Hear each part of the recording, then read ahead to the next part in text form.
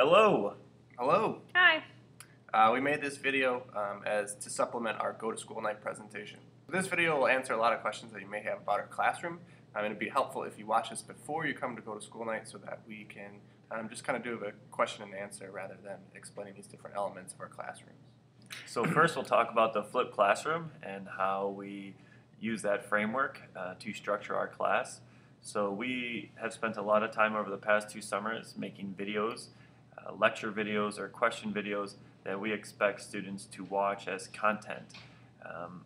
This allows us to free up time during the class, during class time, so we can work on projects, labs, and us as teachers can have more time one-on-one with the students, helping them through the more difficult problem-solving situations that they typically do at home, which we now have them do in the classroom with us present. Here's a couple examples of some of the videos we've made. So the first thing is that you want to write the purpose. So you'll be able to find the purpose kind of in 2 different places. You'll be able to hear it in the video where we explain the purpose. You'll also be able to see it somewhere in the textbook. And this is one of those things that is sometimes buried in the text of the textbook. But you can find it in each one of the experiments. It does explain the purpose. So question, does the color of light matter when you're growing plants? Is this a good scientific question? I don't know, I think it could be a little bit better. I think we can rearrange it and make it a little bit better. Okay, what about which color of light is best for growing plants? It's better, but not quite perfect. Yeah, I think we can still do better. Okay. How about how does the color of light affect the growth of a plant? That's it. Nailed it. Exciting.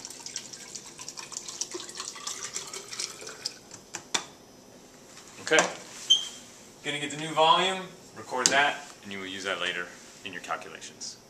First thing we need to do is get the mass of everything, including the Alka-Seltzer tablet, broken in half, and the 5 cc's of water. The next aspect of our class that we would like to talk about is mastery learning. So for mastery learning, a student must reach a mastery level, which is 80% mastery, in order to move forward onto the next topic. So we are not dictated by a schedule. A student doesn't move forward until they are ready to, until they have demonstrated that they understand all of the objectives that we've set forth for them. Students are working at their own pace. They don't need to worry about keeping up with their peers, and they may be doing slightly different activities or doing them faster or slower than their neighbors, just depending on what they're interested in, what they need more practice in, and where they are when they come into the classroom. This does not mean, though, that it is self-taught. We spend a lot of time with our students on an individual basis. Different students need teachers' attention at different times, and the mastery approach to learning gives us the opportunity to pay attention to them when they need it, not when we have time. Mastery learning also teaches our students broad skills for the future.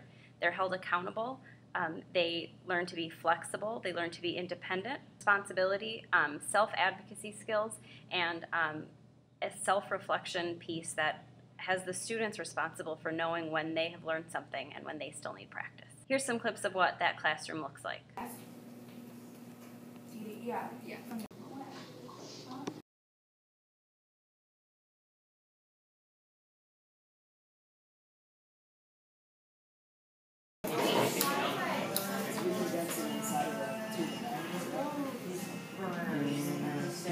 That's the perfect point right there. Yeah, just Unless it doesn't.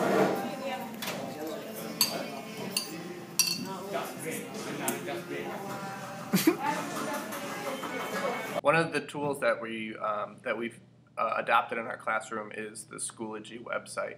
This also comes as an iPad app for kids' iPads. So Schoology is a source of a lot of information for kids. They can find all of our assignments and worksheets on Schoology. It includes the videos, the lecture videos that we've made. There's a calendar on there so that they know when due dates are. And this is something they can check both in school and out of school, so it's helpful for kids if they're traveling or have absences to be able to know what we're doing in class that day. And then there's also a feature that we use quite frequently is the class discussion boards. So it's just a way for kids to practice digital citizenship, to respond to questions that we ask, and so that we have a record of their change in thinking over time. So if you ever want to contact us, here's our emails, and also please follow us on Twitter at CWScience36. Thanks so much. Good night. See ya.